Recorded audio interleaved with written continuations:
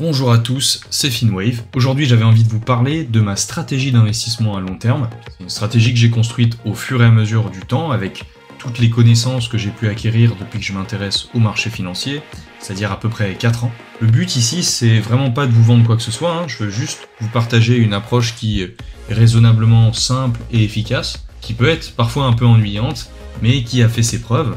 Et puis c'est une stratégie qui est plébiscitée par un certain Warren Buffett également. Je vous mettrai en description le lien de la vidéo où il parle justement de cette stratégie en répondant à une question lors d'une conférence. C'est une stratégie qui me permet d'investir de manière structurée avec un bon rapport rendement sur volatilité et rendement sur stress et temps passé. Je n'y passe pas un temps fou et pourtant ça permet de construire un capital très solide à long terme. En termes de classe d'actifs, j'investis dans 2 classes d'actifs, le marché action et le marché obligataire, mais surtout j'investis via un instrument simple et puissant qu'on appelle les ETF. Alors un ETF, comme vous en voyez un à l'écran ici, c'est un Exchange Traded Fund. Si vous voulez, très simplement, c'est un fonds coté en bourse, comme une action, donc coté en temps réel, qui suit un indice comme le S&P 500, le CAC 40 ou l'Eurostoxx 600.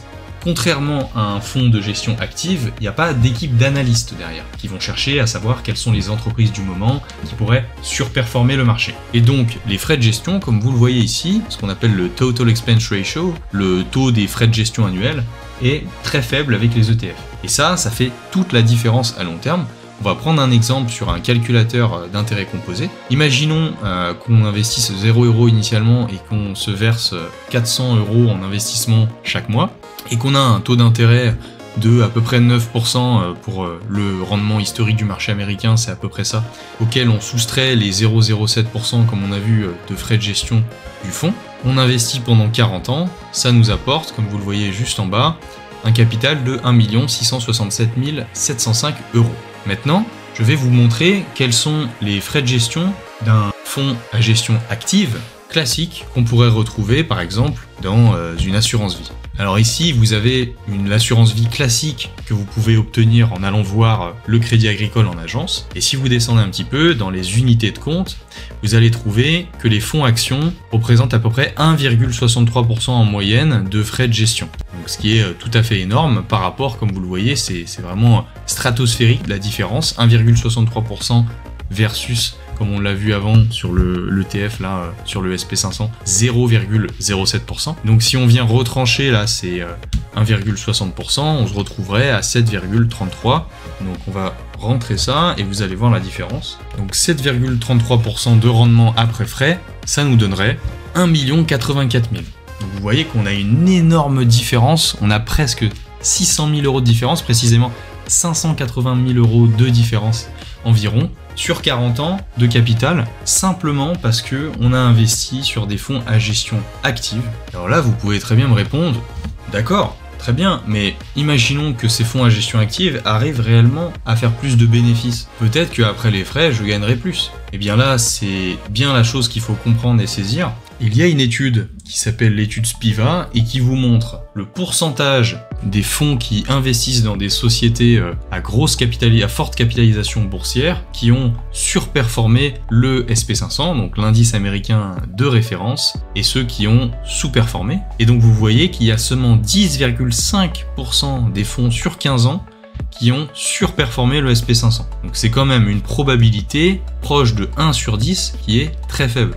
Donc vous allez payer plus de frais chaque année avec ces fonds à gestion active, mais vous avez seulement une probabilité d'environ 10% que le fonds réalise des bénéfices supérieurs aux bénéfices apportés par l'indice lui-même, qui représente l'économie américaine au sens large. Et vous ne savez dans cette étude même pas de combien ils arrivent à surperformer l'indice. Et en plus de ça, tous les fonds qui ont disparu pendant l'étude sont exclus de l'échantillon, ce qui veut dire que ce pourcentage est gonflé, entre guillemets. Donc vous commencez à voir la puissance de l'ETF vis-à-vis des fonds à gestion active qui avant représentaient la seule offre disponible pendant de longues décennies. mais qui commence aujourd'hui à être challengé justement par les ETF, puisque on se rend compte qu'il y a beaucoup de gérants de portefeuille professionnels qui ne sont pas capables de faire mieux que le marché. Et c'est pas leur jeter la pierre, c'est très difficile aujourd'hui, puisque les valorisations des entreprises et donc de leurs actions se font à une rapidité extrêmement élevée, puisque l'information fluctue très vite aujourd'hui. Donc il est très difficile de repérer des entreprises qui sont sous-valorisées et qui donc permettraient, en les achetant, d'avoir une performance plus forte que la croissance de l'économie au sens large que représente un indice boursier majeur comme le SP500. Revenons sur les caractéristiques des ETF que je choisis. Au-delà de leurs frais qui doivent être très faibles, et qui le sont structurellement pour les ETF, je cherche des ETF avec une méthode de distribution par capitalisation. Alors qu'est-ce que ça signifie cette méthode de distribution? Eh bien il y en a deux, il y a tout simplement la distribution ou la capitalisation. La capitalisation, ça signifie que les dividendes vont être automatiquement réinvestis pour vous, donc vous n'avez pas de geste à faire, et en plus de ça, ils ne sortent pas de l'investissement et donc ils ne sont pas imposés. Donc vous ne perdez pas cette petite partie qui serait volatilisé en impôts de l'effet des intérêts composés, parce que vous allez conserver vos intérêts dans votre investissement et donc ces 12,8% que vous allez payer en impôts, eh bien ils vont rester dans l'enveloppe d'investissement et ils vont vous permettre de générer des intérêts sur des intérêts sur des intérêts chaque année. Donc c'est très important de prendre un ETF capitalisant.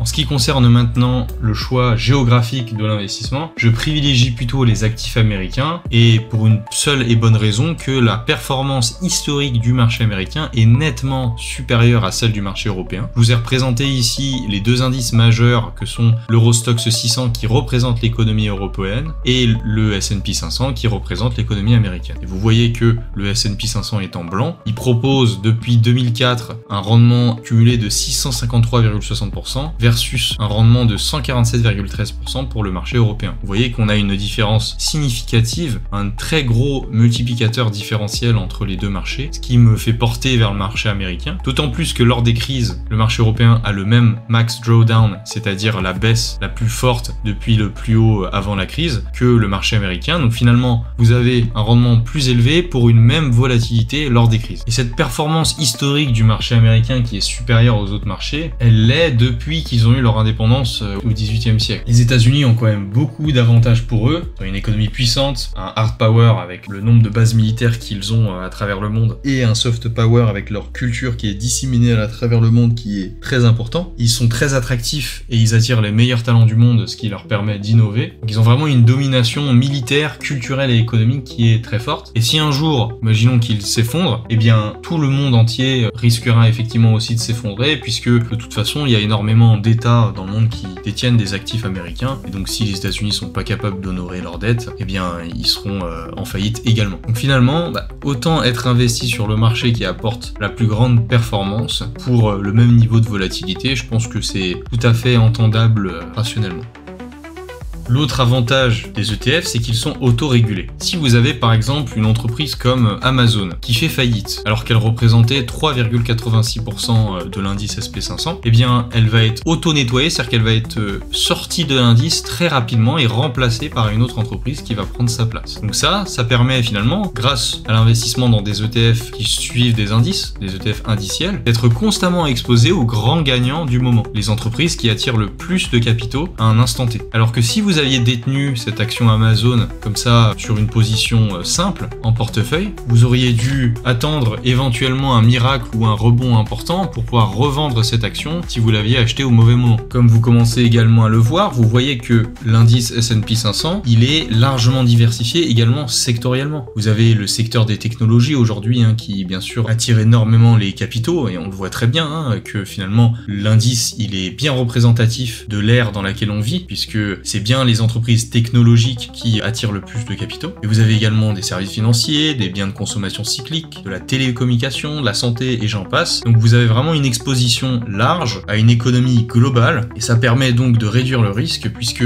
si jamais le secteur des télécommunications ne se porte pas bien, eh bien le secteur de la santé peut venir compenser, le secteur de l'industrie également. Cette réduction du risque, elle est critique, elle est importante, et elle est apportée par l'investissement indiciel. En termes de fréquence d'investissement, j'utilise utilise la méthode DCA, qu'on appelle Dollar Cost Averaging, qui signifie tout simplement que l'on va acheter tous les mois, ou en tout cas de manière très régulière, l'ETF sans se soucier du prix d'achat. Donc au final, ça va permettre d'avoir un prix d'achat moyen sur le long terme, puisqu'on va acheter à ce niveau-là, on va acheter à ce niveau-là également, puis finalement on va aussi acheter à des niveaux beaucoup plus bas, comme on peut le voir pendant des crises, et ça va nous donner donc ce prix d'achat moyen sur le long terme, comme ça, qui va suivre la croissance économique mondiale et nous permettre de bénéficier d'une rémunération du capital très avantageuse. Et non seulement vous allez être exposé justement à cette croissance long terme et à cette rémunération du capital importante, mais en plus de ça, c'est une stratégie qui prend pas beaucoup de temps. Elle est simple, elle est performante comme vous le voyez. Vous avez réalisé à peu près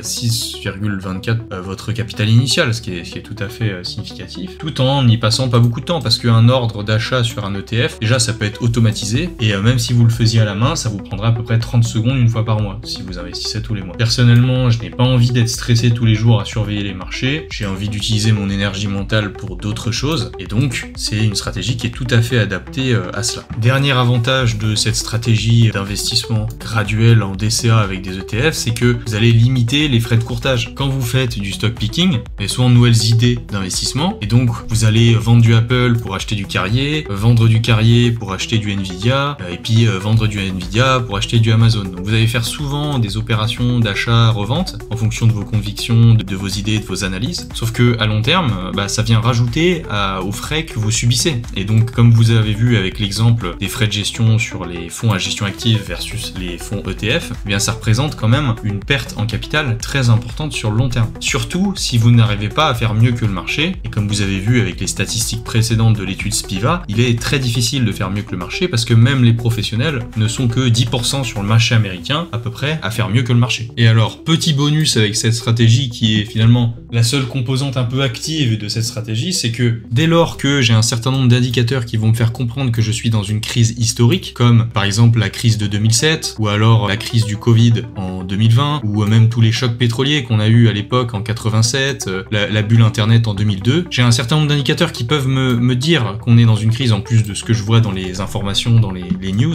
que sont par exemple donc le RSI qui permet, quand il est en survente à long terme, je parle bien à long terme, de donner des indications intéressantes sur des zones d'achat qui sont tout à fait prometteuses. On le voit également avec le VIX, qui est un indicateur de volatilité du marché et de peur du marché, qui représente cette peur lors des crises, qui nous donne une indication des bonnes zones d'achat à long terme. Et enfin, ce qu'on appelle le max drawdown, c'est-à-dire la plus grosse chute par rapport au sommet précédent, donc là on avait moins 54% pendant la crise de 2007. Toutes ces informations-là, quand on dépasse 30% de baisse, un RSI en survente et un VIX qui est dans des valeurs extrêmes qui représentent la peur, nous permettent de dire on est effectivement dans une crise historique. Et donc là, ce que je fais moi, c'est que j'achète par palier sur la descente et sur la montée, donc dans cette zone intéressante, l'ETF que j'achète classiquement. Et en plus de ça, je vais acheter un tout petit peu d'ETF à effet de levier pour venir bonifier un peu plus ma performance. Et pendant la relance économique post-crise que vous voyez là, parce qu'il y en a toujours une après, je vais revendre sur la montée tout doucement en réalisant des bénéfices. Et ces bénéfices, ce sera un réservoir supplémentaire pour investir encore plus tous les mois avec ma stratégie long terme. C'en est terminé pour cette vidéo, c'était Finwave, j'espère qu'elle t'a plu, je te souhaite de réussir dans tes investissements et je te dis à la prochaine, ciao!